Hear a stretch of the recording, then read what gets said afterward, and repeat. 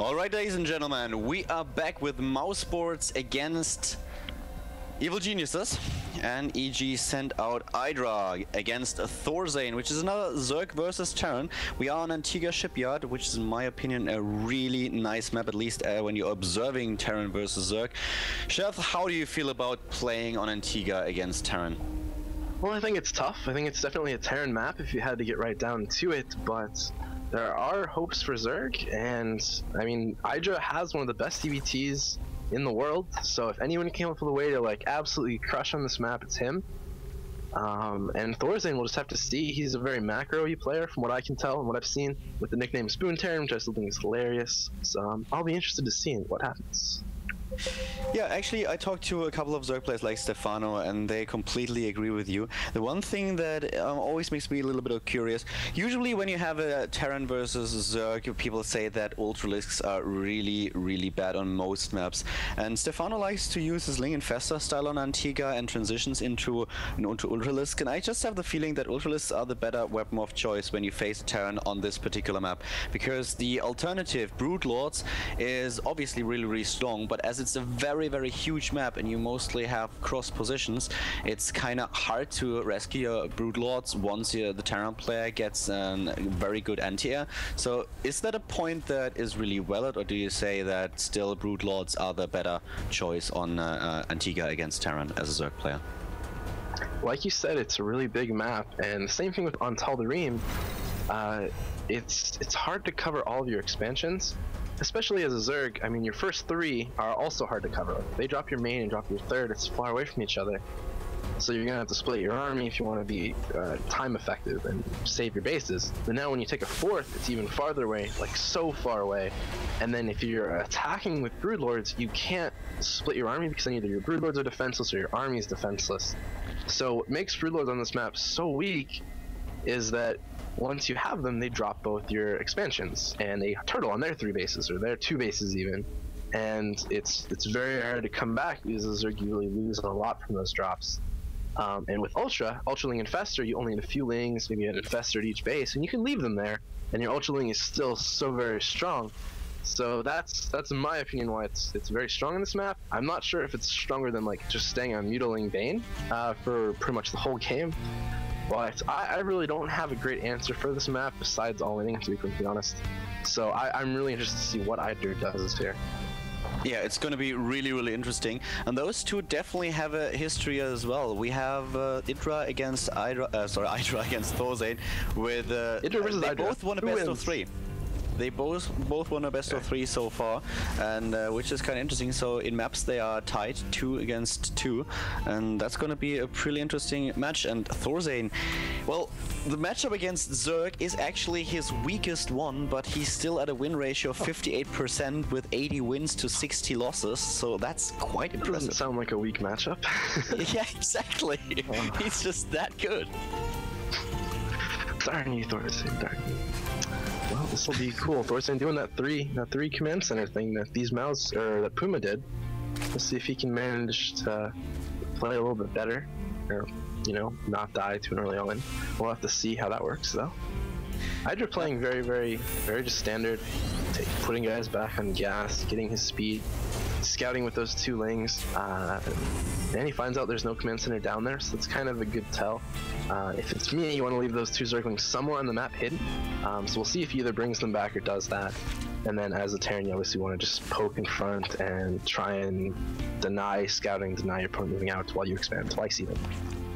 We have the Roach Burn coming up for Hydra now, so it kind of looks like we are going to see another attack with Roach and Baneling, given the fact that Hydra is still getting a lot of gas right now. So basically the same strategies that we've seen, not really the same strategies, as Thorzane is not starting with Reapers, but obviously he's going for the 3 command centers, and Hydra really with Roach and Baneling apparently, similar to the strategies that we've seen on the first map between Moro and Puma. There is a horrible mistake, I think. I've played around a lot with Roach, Bane, Ling Owens myself, and I used to do this a lot. What I think Hydra is doing, he's making them too soon. He didn't get his second gas early enough and didn't get quite enough drones. You want, like, look at his 34, And you might not think it's a big deal, but like 37, 34, 35, like 34 is almost like, it sounds really dumb, but like this early, I don't think he's gonna have enough gas even. So he's gonna have these 9 or however many roaches, but like he doesn't have a baneling nest, and it's not gonna be quite, like it's too soon, I think.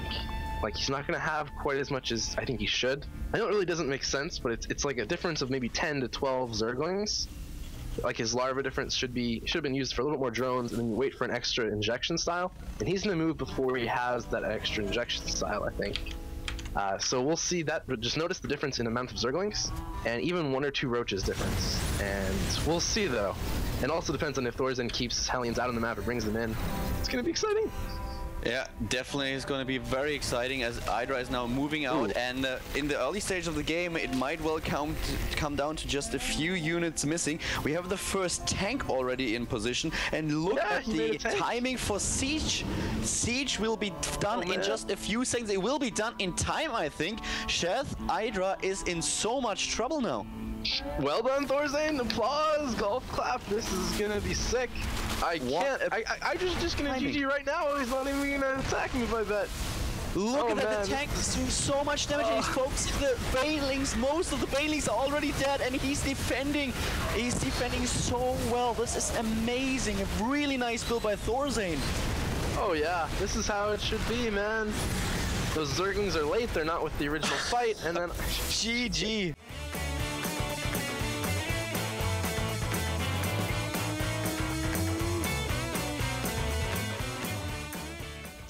GG, ladies and gentlemen. Hydra quitting the game after just 9 minutes after this failed Roach and Baneling attack, and I have to say, Chef, that I'm really impressed by Thorzen's build here. Me too. It was very like, get 3 bases, defend, and hope Hydra goes all in, and Hydra went all in, and well played by Thorzen. Just brilliant build. Do you think that the mistakes that you mentioned earlier, that those small things that Hydra could have done better in order to have a few more units, would have mattered with the tank already being on the high ground, or do you think at that point the tank was out, that the game was immediately over? I think that when the tank came out with Siege right away and no Overlord to help spot for the tank, if you had an Overlord there with that army, it might have been different. But in this case, no, I don't think it affected much. But again, if you imagine the way Puma had played, where he had that amount of Marauder, Marine, Hellion, I feel like that would have changed a little bit. But nonetheless, Hydra's attack was ill-fated with the brilliant build by Thorzen, just hard countering him. And a tough loss for EG.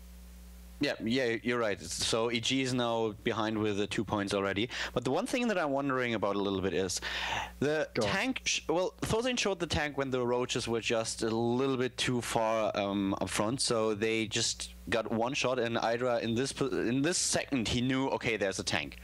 Would there have been the option for him to just pull back with his units and try to get back into this game, or was he just so far behind already because he committed himself to this attack that there was no chance for him to just even the scores again and get on an equal standing with Thorzen in this game?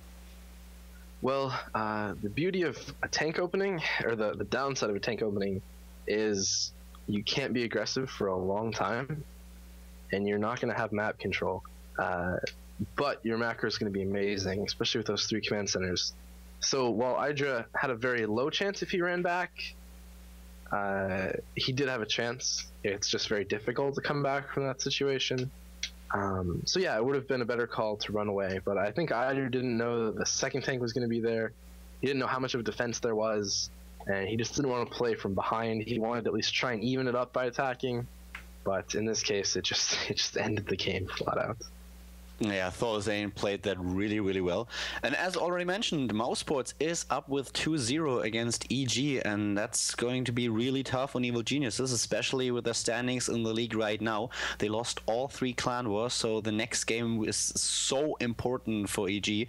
And MouseSports is on the verge of winning this clan war against Evil Geniuses, which is kind of interesting. So I think we should head straight into the next game. And Sheth, what do you think?